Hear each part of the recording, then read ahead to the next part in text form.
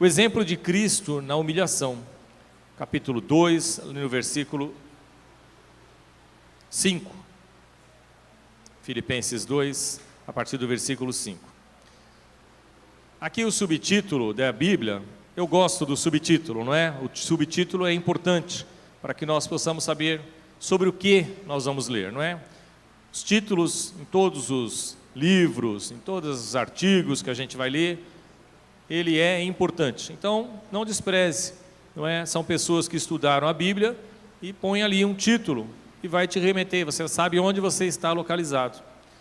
E aqui o título dessa parte, ou subtítulo, diz assim: o exemplo de Cristo na humilhação, não é?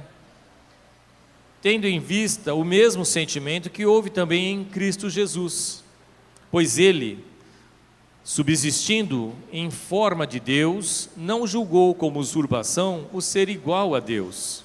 Antes, a si mesmo se esvaziou, assumindo a forma de servo, tornando-se em semelhança de homens e reconhecido em figura humana.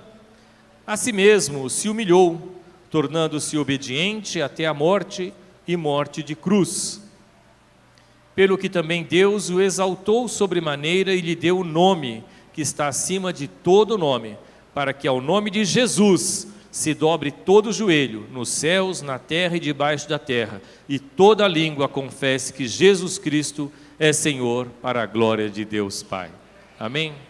É maravilhoso ou não é? É maravilhoso quando a pessoa, inspirada por Deus, Paulo escreveu essa parte.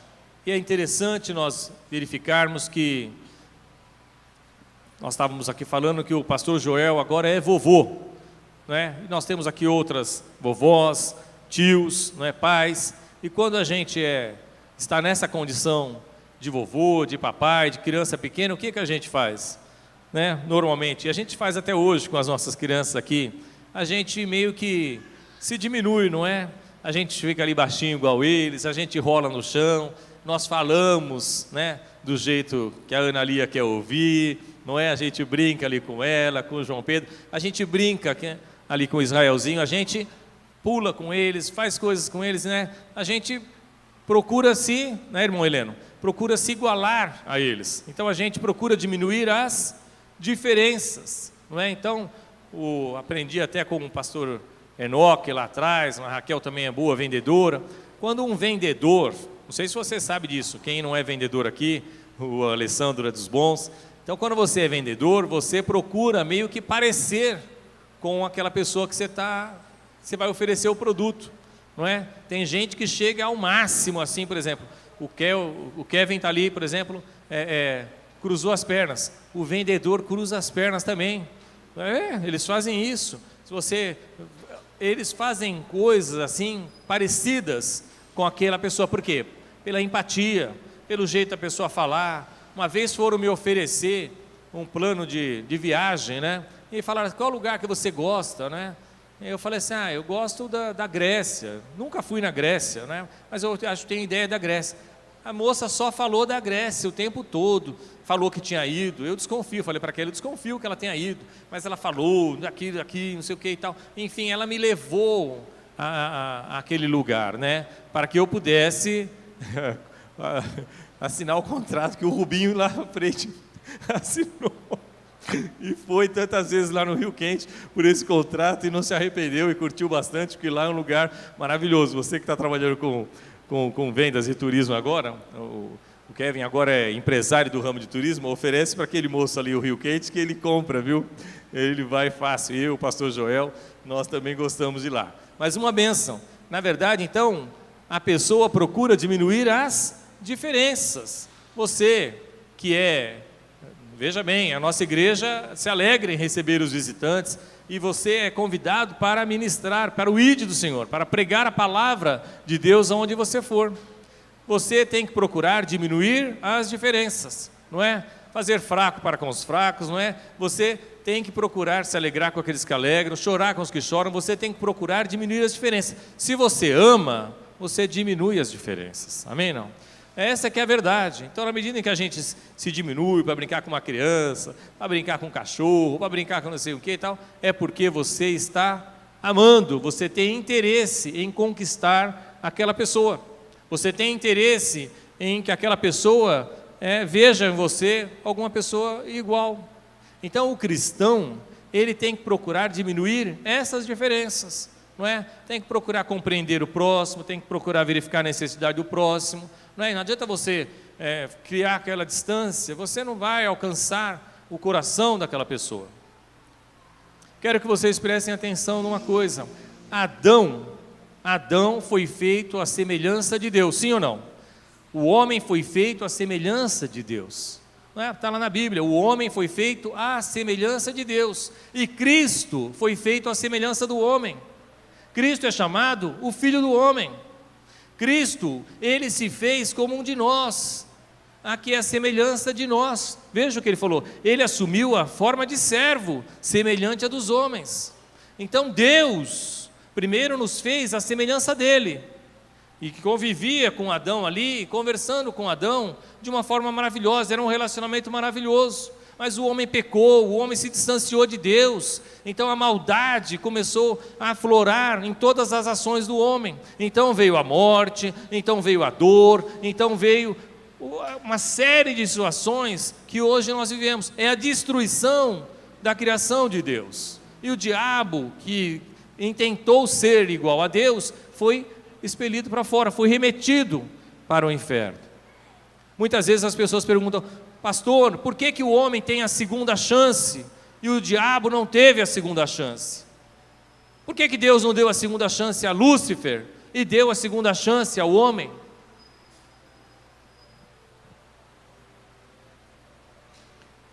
Lúcifer era um ser espiritual. Lúcifer desfrutava de uma intimidade com Deus que eu e você não desfrutamos.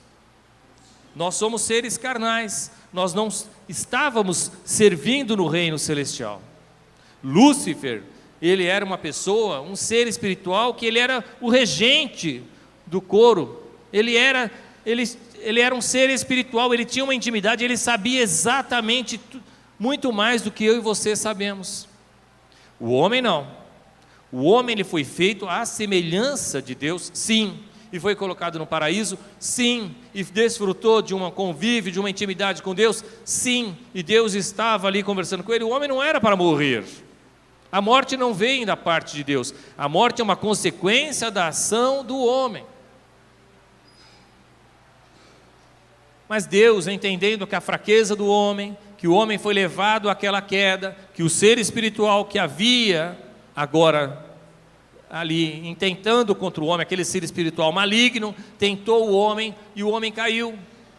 Mas o amor de Deus é tão grande pela sua criação, o amor de Deus é tão grande pelo homem, em que ele lá no primeiro livro, já em Gênesis, na queda do homem, então ele já começa a sinalizar que haveria de vir um Salvador, Jesus. Várias pessoas passaram pela forma, vamos chamar assim, pelo um ensaio do que Jesus havia de fazer. Foram vários, né? Abraão, Moisés e tantos outros, Eliseu, Elias, tantos outros profetas, Davi, tantos outros profetas e pessoas ungidas e usadas por Deus. Eles meio que nos remetem àquilo que Deus haveria de fazer através de Jesus Cristo. Mas Jesus Cristo foi o único feito, se esvaziou da forma de Deus e veio até nós na forma de homem, amém não? Para nos trazer a salvação. E é por isso que essa é a parte da Bíblia que diz assim, que Cristo se humilhou de tal forma que, sendo Deus, não quis ser como Deus.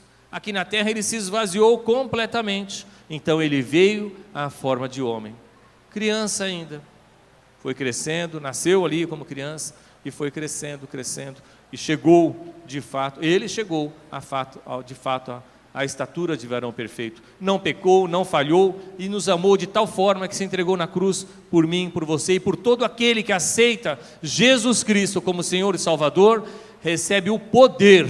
Olha só como é que diz a palavra lá em João 1,12, diz assim: todos aqueles que recebem Jesus como tal, têm o poder de se tornarem filhos de Deus. Todos quantos recebem Jesus como Senhor e Salvador, recebem um poder, não é coisa qualquer, não é um título, não. Recebe o poder de se tornar filho de Deus. E a herança é para os filhos. E qual é a herança, pastor? A herança de vida eterna, a herança de vida abundante, de vida plena. É uma herança que você vai desfrutar para sempre na intimidade de Deus. Ontem um rapaz virou para mim e falou assim: que privilégio morar onde nós moramos. Eu falei: é verdade. Que bênção morar onde nós moramos. É verdade. Ele estava grato. Eu falei: é verdade. Eu falei: mas eu pensei assim comigo: mais bênção ainda é saber onde nós vamos morar. Mais bênção ainda é saber onde nós vamos morar, onde nós vamos habitar. É para sempre com Jesus. Esta casa, o lugar onde você mora, seja bom, seja ruim, não importa. É onde Deus te permitiu chegar até hoje. E Deus tem coisa melhor para você. Amém? Se esse for um desejo do seu coração, se você quiser, apresente tudo isso a Deus. Deus é Deus para realizar todas essas coisas. Mas mais do que morar num lugar bom, hoje aqui na terra, melhor ainda é saber que nós vamos morar com Jesus. Que nós vamos desfrutar de vida eterna com Ele. Amém? Não? Então esse menino cresceu e se tornou hoje o nosso Salvador. Hoje muitas pessoas, como a pastora Kelly que falou, muitas pessoas não vão nem se lembrar que a festa é para Jesus, que o aniversariante é Jesus, e Ele é tão generoso que todo mundo recebe presente, e glórias a Deus pela sua vida, que você honrou e conseguiu se desvencilhar dos compromissos, e estar aqui hoje para prestar um culto a Deus. Amém? Não? Lá em Lucas, no capítulo 2, Deus fez tudo de forma tão perfeita, absolutamente perfeita. Deus tem tantos atributos, não é? Deus tem tantos atributos que nós passaríamos aqui a manhã inteira, o dia inteiro, talvez a vida inteira, para falar dos atributos, das qualidades de Deus, não é? E você não vai conseguir esgotar. Eu vou falar algumas, você vai falar outras, pastor Joel fala, todos nós aqui podemos falar. Se você for parar para meditar, você vai verificar os atributos de Deus. Mas um dos atributos de Deus é que Ele é perfeito. Presta atenção, Deus é perfeito.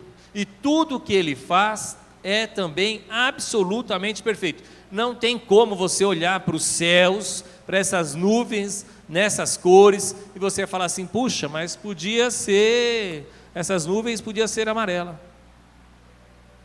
Essas nuvens, bem que podia ser ali daquela cor da parede. Puxa, essas nuvens podiam... Não. Deus fez absolutamente tudo perfeito. Nada do que Deus fez, o homem pode melhorar. Nada do que Deus fez, o homem pode melhorar. O homem, ele tem que adorar a Deus, ele tem que adorar a esse Deus Criador e reconhecer. A Bíblia diz, que por nós contemplarmos a criação de Deus, nós somos indesculpáveis. Por nós observarmos a perfeição da criação de Deus, o homem que não reconhece isso é indesculpável. É chamado de louco. Aquele que não reconhece Deus como tal, a Bíblia chama ele de louco. É loucura a pessoa que não reconhece Deus como tal. E é sábio aquele que reconhece a grandeza da parte de Deus. Deus é perfeito, e tudo que Ele fez é perfeito. Se você olhar, não o que nós fazemos, o que nós fazemos é imperfeito, porque nós pecamos, nós erramos, né? Nós não somos Deus. Mas se você imaginar a posição dos olhos, do nariz, da boca, dos braços, a mão, a forma como você faz, como você pode pensar, nós fazemos coisas que absolutamente nenhum outro, vou parar por aqui, mas nós fazemos coisas, é absolutamente incrível, os esportes que os homens praticam, coisa fantástica, aqueles malabarismos, coisa que eu não faço, que você não faz, mas tantas pessoas fazem, é absolutamente maravilhoso. E Deus nos capacitou, nós somos a coroa da criação de Deus. É por isso que nós fazemos tantas coisas também maravilhosas. O homem faz coisas maravilhosas. Você pega aqui mesmo na igreja, celular, câmeras, som, coisas maravilhosas, coisas que Deus deu capacidade para que o homem fizesse também. Mas na perfeição de Deus, na plenitude dos tempos, Deus né, Levi? Deus enviou Jesus Cristo. Mas eu fico meditando, eu quero ler uma passagem com vocês aqui. Será que foi por acaso? O que aconteceu aqui nessa passagem, será que foi por acaso? Ou faz parte da perfeição de Deus? Será que Deus é um Deus de acasos? Eu não creio nisso. Eu creio que Deus fez absolutamente tudo perfeito. Leia aqui, tem uma palavra que nós gostamos muito, o pastor Joel repete ela tantas vezes, não é? E é maravilhoso mesmo, que diz assim, no versículo 37 de Lucas, capítulo 1, perdão, primeiro, tá? Eu voltei, eu falei 2, mas agora estou indo lá no primeiro. No capítulo 1, no versículo 37, ele diz assim, olha, porque para Deus não haverá impossíveis em todas as suas promessas. Porque para Deus não haverá impossíveis em todas as suas promessas. E não há mesmo. Tudo que Deus prometeu, Ele é fiel para cumprir. Aquilo que Deus prometeu para a minha vida, para a sua vida, para a sua casa, para a sua família, Ele é fiel para cumprir. Você precisa estar atento às promessas de Deus. E como eu tenho dito aqui, já falei, para ser salvo, o que eu preciso fazer, pastor, para ser salvo? Reconhecer Jesus como Senhor e Salvador. Todo aquele que invocar o nome de Jesus será salvo. Pastor, é só isso? Uma vez eu escutei de um chefe meu, ele falou assim, um tenente, ele falou assim, mas isso é muito frufru, Josué. Ele falou assim, eu falei, ele era um estudioso, ele já tinha lido livros de várias religiões, já tinha viajado para tantas coisas, e ele queria falar comigo daquelas coisas, mas graças a Deus eu sempre fui consolidado, eu fui criado no caminho do Senhor. E mesmo quando me desviei, mesmo quando estava longe, eu sabia que o único caminho era Jesus. Então não aquelas fábulas, aquelas balelas que falavam para mim, eu olhava assim e falava assim, rapaz, você está tão longe da verdade. E às vezes aparentava tanta inteligência, usava de um português tão erudito, usava de palavras tão bonitas, e eu olhava assim e falava assim, rapaz, você está tão longe da verdade. A verdade é tão mais simples, Jesus está tão disponível, tão perto de você, e você vem com essas fábulas, querendo me enredar por esses caminhos. Tolo é aquele que se deixa levar, depois de conhecer o Evangelho, se deixa levar por essas fábulas. Por isso que nós precisamos sim, ministrar para cada uma das crianças, como você tem feito muito bem, viu, Renata? É com sacrifício, é com entrega, você, o esposo, junta ali os filhos na mesa, como galinha junta os pintinhos ali, ó, palavra neles. Nenhuma dessas noites, nenhuma desses sacrifícios será em vão. É ótimo, viu, Cida? É ótimo que cada um dos nossos pequeninos sejam criados na palavra do Senhor. Sim, temos tempo para tanta coisa, precisamos ter tempo para ministrar na nossa casa também, viu, Danilo, Roberta, queridos, cada um de nós, Marcinha, enfim, isso é bênção. E aí eu falei para ele, falei assim, basta invocar o nome do Senhor Jesus Cristo para ser salvo. A salvação é de graça, basta você reconhecer, se arrepender dos seus pecados e dizer que só Ele é Senhor na sua vida, que só Ele é Salvador sobre a sua vida. É só isso? Só isso. Pastor, mas isso é muito frufru. Eu falei, é isso mesmo. Porque Deus não veio para os que têm faculdade. Deus não veio para os que são ricos. Deus não veio para os que têm olhos azuis. Deus veio para todos. Deus veio para todos. Jesus veio para todos. Você tem faculdade? Ótimo. Agradeça a Deus e sirva a Ele com aquilo que Ele te deu. Você não tem? Não tem problema. Se tiver condições de fazer, minha recomendação é, faça. Tem filhos? Instrua para que estudem. Mas antes de me enviar para a faculdade, consolide eles na fé. Tem dinheiro? Louve a Deus com esse dinheiro. Use para abençoar outras vidas. Não tem dinheiro? Não tem problema. Vinde a mim, vós que estáis sobrecarregados e aflitos, pois eu vos aliviarei. É para todos. Tem algum problema físico? Deus pode curar. Se não curar, o mais importante é que a sua alma esteja ligada a Deus e vai viver a vida eterna. Não tem? É um atleta? Ótimo. Louve a Deus com isso. Jesus veio para todos. Pecou? Pequei muito, pastor. Onde abundou o pecado, superabundou a graça.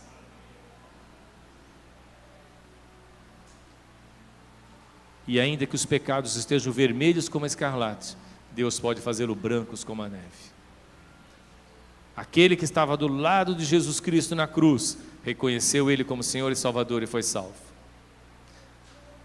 Não há perda maior do que se afastar de Jesus. Não há perda maior do que se afastar de Jesus. E não há ganho maior do que voltar a Jesus. Nós nos afastamos de Deus, nós nos afastamos de Jesus. Quando Adão pecou, quando nós pecamos, quando nós nos distanciamos de Deus. Mas Ele é tão maravilhoso, Ele é tão misericordioso, que Ele se fez como um papai querido, como um vovô, que se ajoelha, que brinca como as crianças. Ele se esvaziou de toda a sua glória e veio até nós, para que nós nos tornássemos mais parecidos com Ele. Na perfeição de Deus, Jesus veio numa época em que havia recenseamento. Meus amigos, o IBGE hoje é fichinha. O IBGE passa de casa em casa, o IBGE liga para você, e você tem que fazer esse recenseamento. O recenseamento existe, há muitos anos. Davi lá atrás pecou quando ele exigiu do general fazer o recenseamento. Porque ele confiou mais na força dos homens do que no braço de Deus. Mas ele exigiu do general dele: faça o recenseamento, eu quero saber quantos homens tenho aí. E no meio do recenseamento, ele que já havia vencido os gigantes em tantas batalhas, caiu em si e falou assim: pequei, porque eu nunca ganhei batalhas por causa dos meus cavalos e por causa dos meus homens. Eu sempre ganhei as batalhas, eu venci gigante, eu derrotei o urso e o leão, porque Deus estava comigo. Então ele reconheceu, mas era uma época de recenseamento. E aqui, na época em que Jesus veio, também era o recenseamento. Então todos os homens das tribos, eles deveriam ir para os seus determinados lugares. Eu não sei as regras que eram, mas as pessoas precisavam se deslocar de onde morava para ir no lugar onde era determinado. Então Jesus, que era lá da província da Galileia, na cidade de Nazaré, então ele sai da cidade de Nazaré, por isso que é chamado Jesus Nazareno, mas ele sai lá da Galileia, como fosse um estado, e ele vem então para Judá, para a cidade de Belém, da tribo de Judá, leão da tribo de Judá, para cumprir aquilo que já estava previsto na Bíblia, aquilo que já havia sido falado na Bíblia. O fato é que ele sai, imagina a mulher grávida, não sei como ela veio, se andando, se de cavalo, se de carroça, se de BMW que não foi, né? Foi bem sofrido. Mulher grávida reclama até quando está no BMW. Os buracos da rua de São Paulo, a Kelly reclamava cada buraquinho que a gente passava.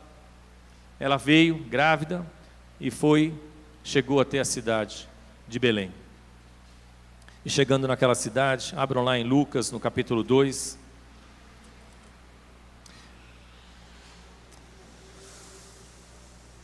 No capítulo 2, fala sobre o nascimento de Jesus. No capítulo 2, no versículo 1, diz assim, o título é O Nascimento de Jesus. Naqueles dias, foi publicado um decreto de César Augusto, convocando toda a população do império para recensear-se. Então já está aí, parte legal. O primeiro recenseamento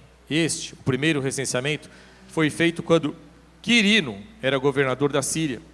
Todos iam alistar-se, cada um à sua própria cidade.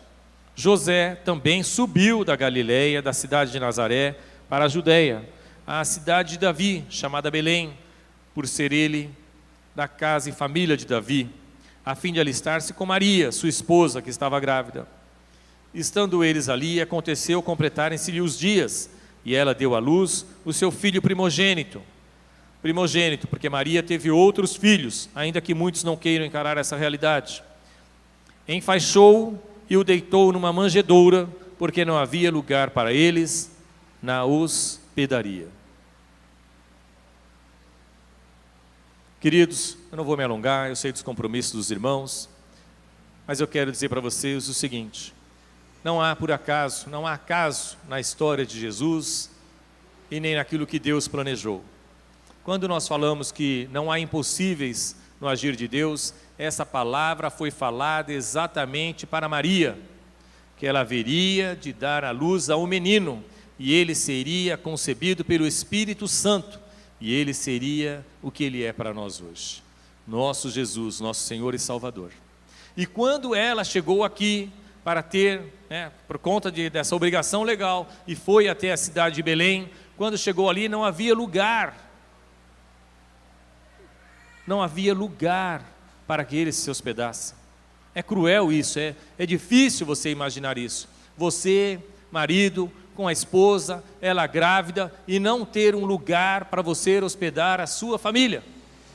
E as outras pessoas correndo de um lado para o outro, as pessoas se hospedando, as pessoas tendo o seu conforto, e ninguém naquela cidade teve um olhar, de lançar assim um olhar para aquela pessoa, mas ela está grávida. Poxa, é verdade, não tem lugar, mas ela está grávida, nós vamos arrumar um jeito. Talvez ela tenha parado num hotel, falou, não tem lugar. Parou num outro lugar, não tem lugar. Uma pessoa grávida é visível.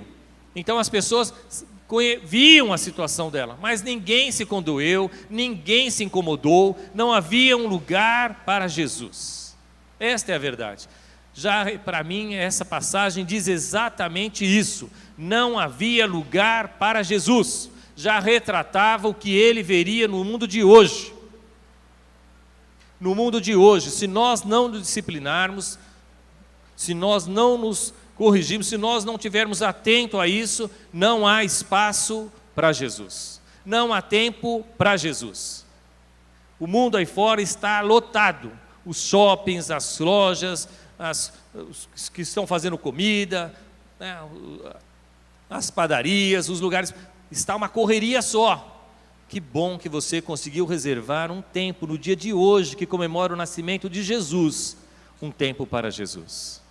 Alguns irmãos, como o pastor Joel falou, estão viajando, outros também têm alguns compromissos. Eu não quero trazer peso sobre a vida desses irmãos, que muitas vezes estão aqui durante o ano todo, servindo e louvando a Deus. Não é peso sobre a vida deles, mas é especial que no dia de hoje, no dia de Natal, vocês tenham aceito esse convite de estarem aqui hoje.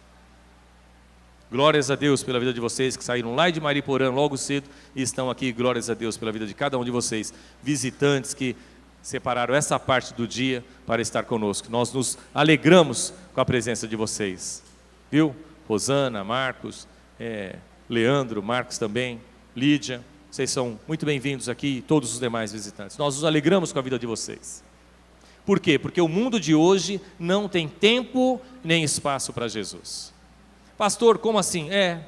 Muitas vezes quando você acorda de manhã, você já acorda com o iPad na mão, você já acorda com o telefone na mão, você já acorda ligando a televisão, você já acorda pulando da cama para o chuveiro, você já acorda fazendo tantas coisas e depois embala uma outra coisa na outra, e são tantas atividades, são tantas tarefas, e daqui a pouco você vai fazer uma coisa, liga o WhatsApp te leva para outra conversa, e aquela conversa você já esquece o que você ia fazer, você precisa comprar alguma coisa, são tantas coisas, você precisa arrumar a casa, você precisa arrumar o carro, você precisa ligar não sei para quem, você precisa dar resposta.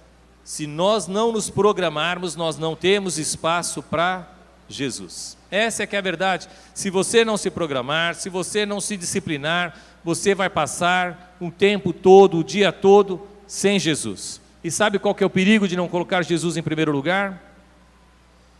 É que ele pode ficar em último. E Jesus não quer, não aceita ficar em último.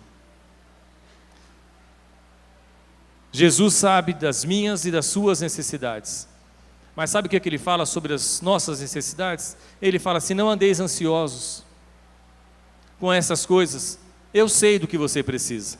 Buscai, pois, primeiro o reino de Deus e a sua justiça, e essas coisas vos serão acrescentadas. Descanse no Senhor.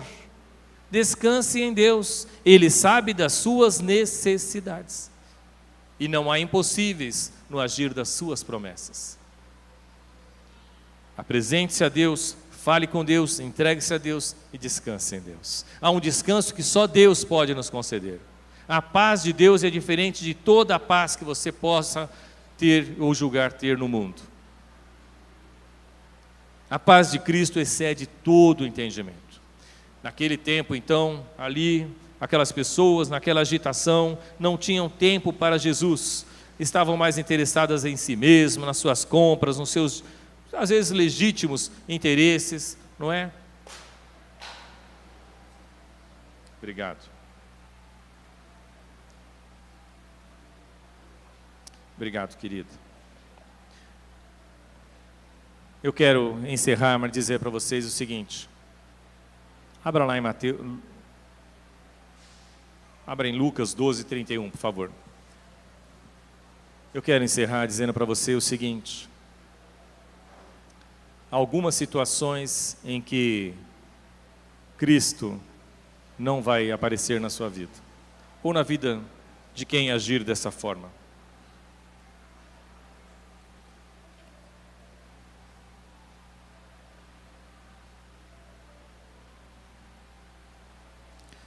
Eu posso só fazer uma referência a duas passagens bíblicas, antes que você abra lá?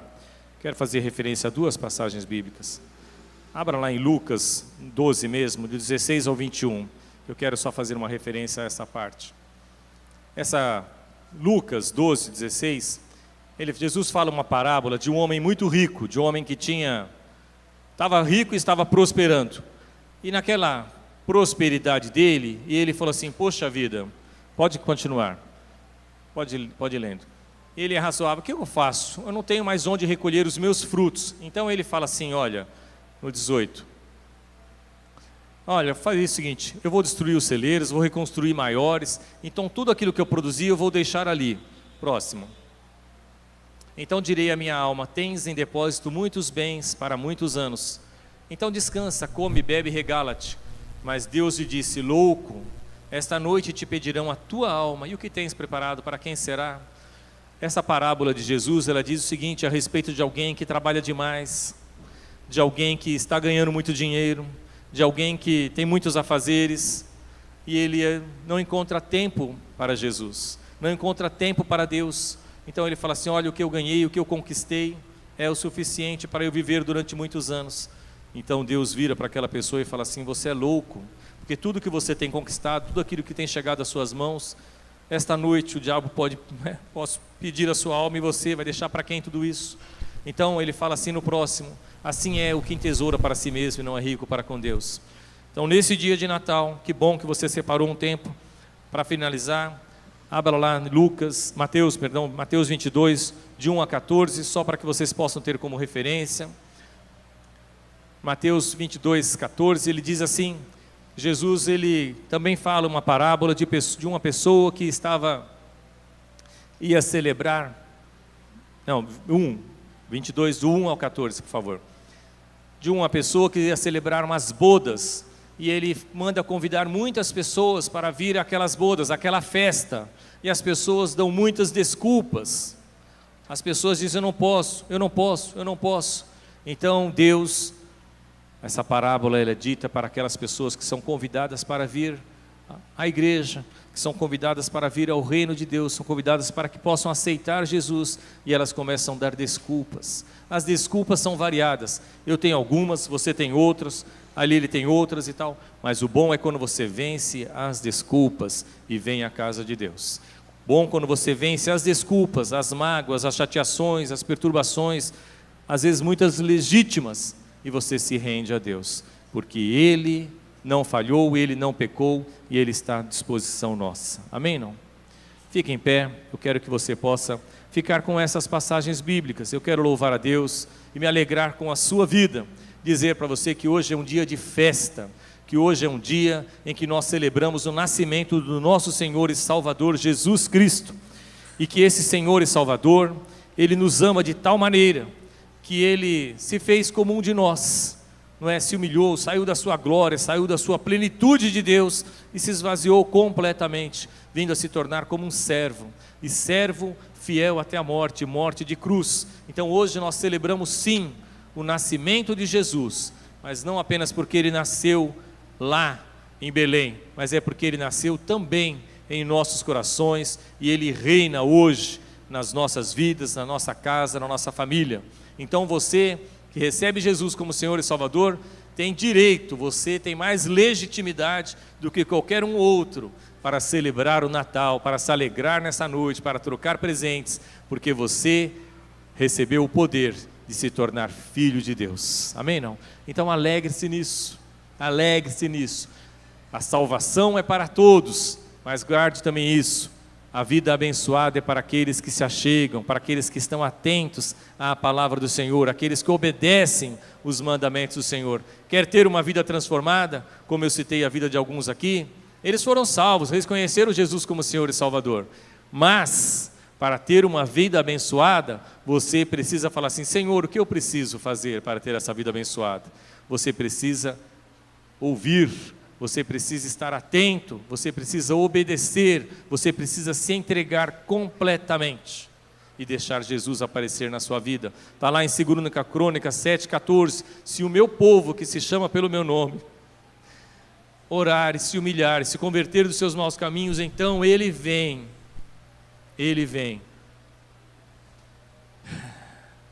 e nos abençoa de forma sobrenatural. Amém? Não? Alguém aqui hoje que quer fazer uma decisão? Olha que maravilha, que privilégio de poder receber Jesus Cristo no dia de Natal. Alguém aqui hoje quer fazer uma aliança com Jesus e dizer assim: eu entendi essa mensagem, ela é para mim, eu quero receber Jesus como Senhor e Salvador. Eu andei tão distante, eu andei tão longe da vontade de Deus, mas hoje eu quero, na presença dos homens, testemunhar que eu tenho fazer uma aliança com Jesus Cristo, nosso Senhor e Salvador. Eu quero meu nome escrito no livro da vida. Eu quero receber esse poder de se tornar filho de Deus. Alguém aqui hoje, eu quero que você coloque a mão no coração, possa levantar a sua mão. Eu vou pedir para alguém aí atrás orar por você. Amém? Você? Amém? Não? Ninguém? Que Deus conceda misericórdia a cada um de nós e nós possamos a cada dia permitir que Jesus Cristo apareça nas nossas vidas. Amém?